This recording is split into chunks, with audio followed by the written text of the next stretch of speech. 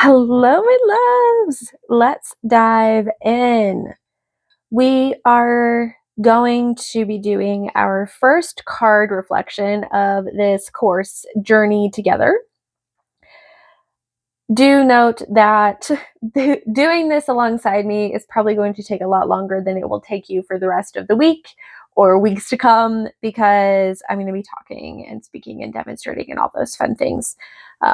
But feel free to kind of do your own thing for the first day if you need to, and then come back and watch this. Don't feel like you have to delay your study because you don't have the time perhaps today to dive into everything that I've been talking about. So I'm going to take a sip of my coffee and we're going to dive in. So your materials for your study, you're going to gather them. You need your card reflections. You need your card order. You need your journal, or however you're going to document it. Of course, you're going to need your card of the day with whatever deck you are choosing to use. You might choose to also have that guidebook for that card deck on hand as well. And I have my little handy dandy box full of my tarot printables that I've cut out, and I have pulled out the one I want to use for today for the Five of Swords. If you missed it, I have created a bunch of tarot printables. They're the RWS imagery in different colorways that you can use in your journal as we go through this experience, or just in your tarot journals in general. If you're interested in that, I will leave it linked for you.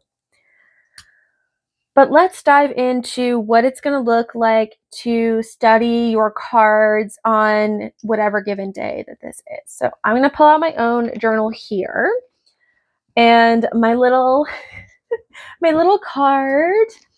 And I am, of course, going to open to a fresh page. And I'm going to glue in my little picture and get my page set up here for myself. Now, here we go. I was like, please don't let it take me 5 years to find the glue stick.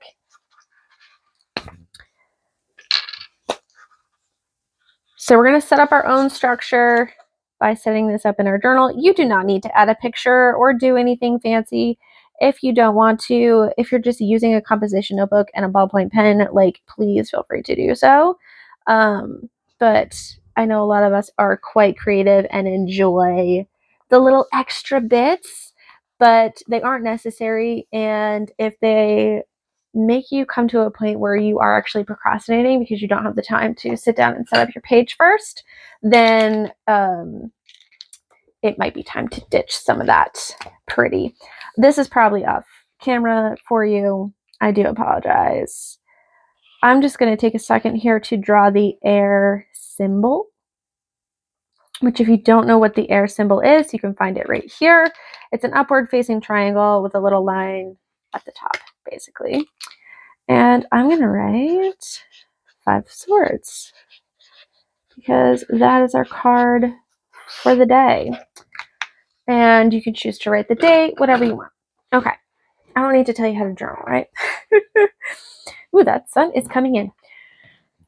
So our first thing that we're going to do is we're going to answer prompt number 1, which is the wisdom of the hermit. So this prompts us to look inside of ourselves and see what comes up when we look at this card. So this touches upon the intuitive element first. So before we get into the structure, start digging into the story, making this mean something, you're going to take your card from the deck that you were choosing to use, and you're just going to pull it out and you're going to look at it. And I want you to take like 30 seconds to a minute, maybe 2-minute max, to write down stream of consciousness without overthinking it, whatever comes up for you when you look at the card. You may choose to look at some of the imagery, point that out.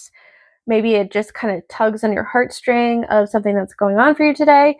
Or you might pull out the card and be like, WTF is this? I don't like how this looks at all, blah, blah, blah, whatever it is, okay? You're going to take a few minutes.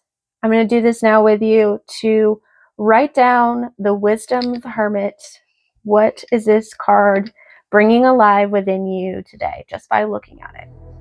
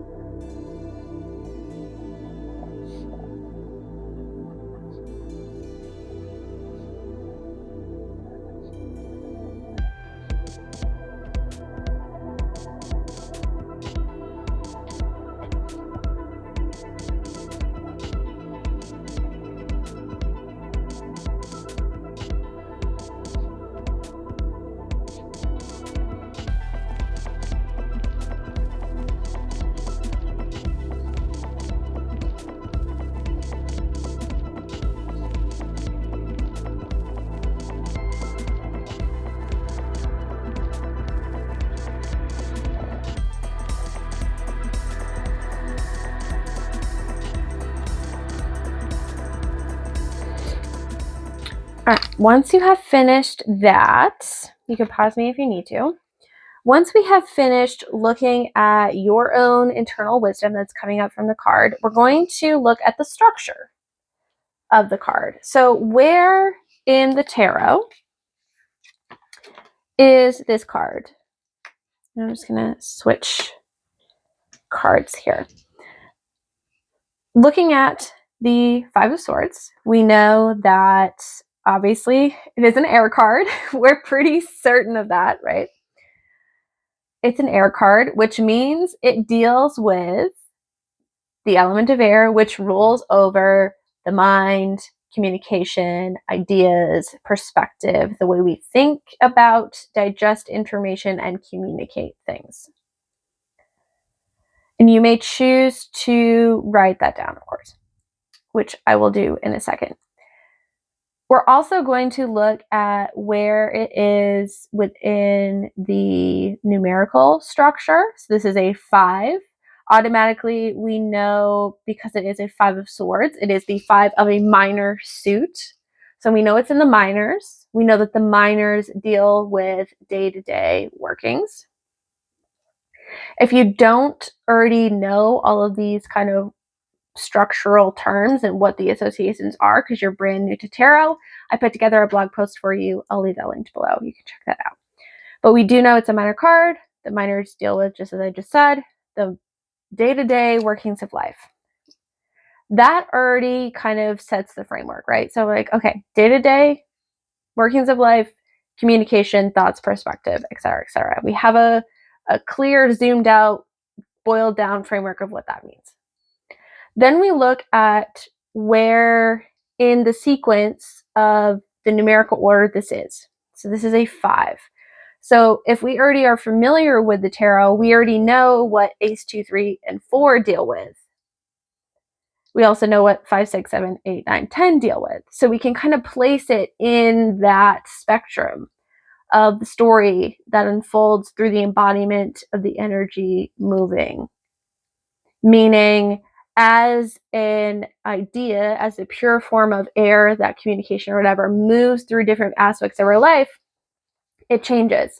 And we know that when we get to the 5s, this often deals with conflict, which makes sense. It's a halfway point, right? So the messy middle, as we call it. So there's often conflict, dis-ease, sometimes chaos, whatever it is, written kind of into those 5s, which sets the tone for us. So now we understand the structure of where it is.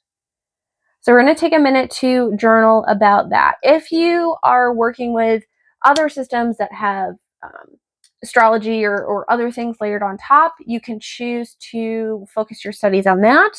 But if you're new to tarot or you're just kind of trying to strip back the basics and strip back all the fluff and get back to the basics so you can really make a firm foundation for yourself, that really is all we need to know about the card, right? The element it's in, where within the structure, major, minor, quarter it is, where in the numerical structure it is, and what those 3 things tells you about the card. So I'm going to go ahead and write that now.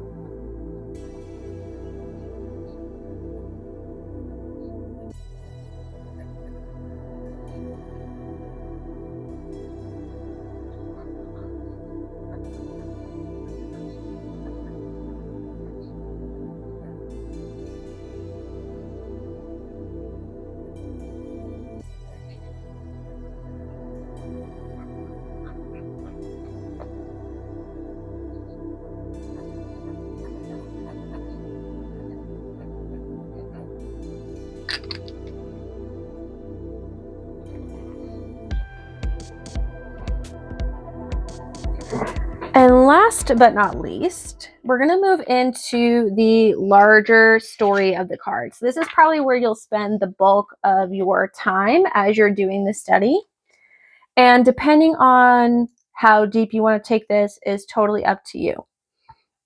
I'm going to share with you kind of an all-out approach, and you can pick and choose and adjust this to your time frame, to your interest, to your skill level, etc., etc. What I mean by looking at the larger story is we're looking at the theme that the card in question touches upon.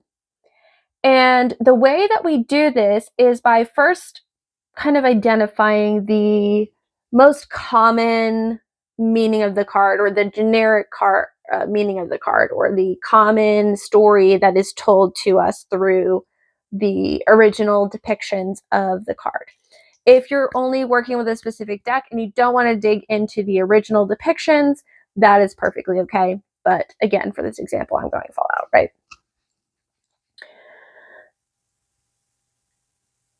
So first we're going to look at the specifics, and then we're going to zoom it out. So the Five of Swords, as we see here, depicted in the traditional RWS system, depicts a story, right? Because each card is a story. That's why I love the Rider-Waite-Smith system. This is a side note, but I love the RWS system, especially for learning, because it is one of the only systems that depicts all 78 cards in some sort of setting and picture. This is super helpful for learning the cards. My dog's sneezing. Bless you, shut up. This is super helpful for learning the cards. It's also, in a way, a hindrance as we go along, because we're only focused on this one version of the story based on the snapshot that we're seeing. So our job as we're zooming out is to widen the scope of that story based on the theme of it. But first we're going to zoom in, as I just said. So the Five of Swords in this traditional depiction depicts a story where there has been a conflict between these people. And the swords are representing the communication that they're having with each other, the words that have been spoken, ideas, etc.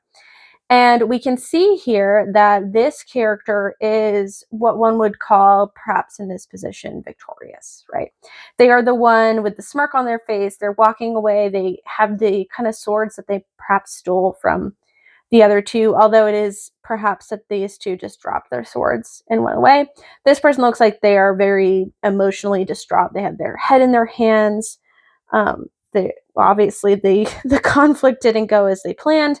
And this character even has this like bloody cloak that's kind of slung over their back, right? Indicating again that sense of injury. Now, when we're looking at the element, this tells us that while all of these images represent hurt, this has to do with communication with the mind. So this isn't them physically injuring each other. This is them cutting each other with their words. So in this story, whoever this figure is, whether that is the querent, the person you're reading for, or someone else in their life, there has been some sort of conflict where things have been said that were hurtful. And there is the question that is often posed of, was saying those hurtful things worth losing the relationship with their friends in this scenario, right? That's the general story. So it's conflict, it's being stabbed in the back, it's saying things you shouldn't, it's being hurtful and cruel, and using your tongue as a sword to cut like a knife, tearing others down, all that kind of not so fun stuff. And we don't want to discredit this as a meaning for the card, because this does happen in day-to-day life, right? As a minor, as the day-to-day workings of life, this story does play out in our life. But when, again, we're looking at using the card to inform our choice point for the day, it's helpful to understand the larger stories that can be at play to help us make an informed decision. Because if we look at this too literally, we would say that this card means that we're either going to say something we regret saying to somebody else, or somebody else is going to stab us in the back. And I don't know about you, that's not how I want to walk through my life, and I don't find that super helpful as a daily card draw. In a larger context, that meaning can absolutely be helpful. But in terms of kind of looking at myself, seeing the choices I have for the day, that's not helpful. So where do we go from here? After we identify kind of the story that's generally played out in the card, we can then, of course, look to the meaning that is played out in your card that you're choosing to study. In this particular example for this class, I'm using the example of the White Newman Tarot, which has this cute little tiny guidebook. And you'll see that these birds here on the card is quite different than this traditional depiction, right? We have the birds, and they're not being hurt by the swords at all. They're actually kind of flying like in and around it. You can see it's kind of treacherous and they're being careful, but they're not attacking each other. They're not getting hurt by the swords per se, right? They're just kind of, they're hanging out there. They're weaving in and out of those. So when we look at the Five of Swords in the book, it says the three of birds fly through five swords, trying to avoid the jeopardy around them. The swords form a lattice like the bars of a prison cell. Escape is possible, but carries its own danger. So this takes us in a slightly different direction, right? We're talking about this idea of being in some sort of community and having this kind of walking on eggshells feeling, knowing that there's some kind of conflict that's happening around you that you need to be careful in navigating in order to not get kind of cut. And there is this idea of being caged by that situation and needing to get out of it, which again can be very literal. But we're going to bring it back to the element. We're going to bring it back to the mind. What does the mind tell us about these stories? These can be very real things that have happened in our lives as we're talking about this. But we can also zoom out and say, okay, there's an interaction that's happening. There's a situation that's out of my control that has to do with other people. That's kind of the setting, right? There's some kind of uneasiness with that. Then the question becomes, if we're looking at the mind, is this something that's in my mind? Is this something that I can actually easily get out of, or find a different way around, or kind of mentally, strategically work my way out of this in a way that can be fruitful, in a way that doesn't have to end in despair, in those hurt feelings? Can I use my mental faculties to navigate this situation? Or is this situation perhaps all happening internally? What I mean by that is sometimes we are in interactions with other people where we have one idea about how things went in our head, and they have a totally different version of that story. So looking at that, there's the question of, can I choose to see this in a new way? Can I choose to maybe entertain the idea that this story didn't play out in the way that I thought it did, at least from the other person's perspective? Do you see how in these different scenarios of just zooming out, looking at, going back to, this is conflict, this involves communication with other people, how can I use my mind, the area of the swords, to bring about a more constructive choice for me to move forward with? You see how zooming out helps with that? Of course, if you're doing a larger reading, there will be other cards that influence how you read that. And you're going to use your own intuition as you're going about your day to understand how that relates to what's happening in your real life, right? But there are multiple different versions of this story. There's multiple different angles to look at it from, different sides to consider. And zooming out and looking at the larger story of what's contained within the card helps us to see that.